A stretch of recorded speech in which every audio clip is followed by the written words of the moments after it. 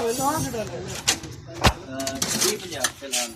पहला तेल थोड़ी देर बाद चेंज कर देना। कितने लीटर डाले?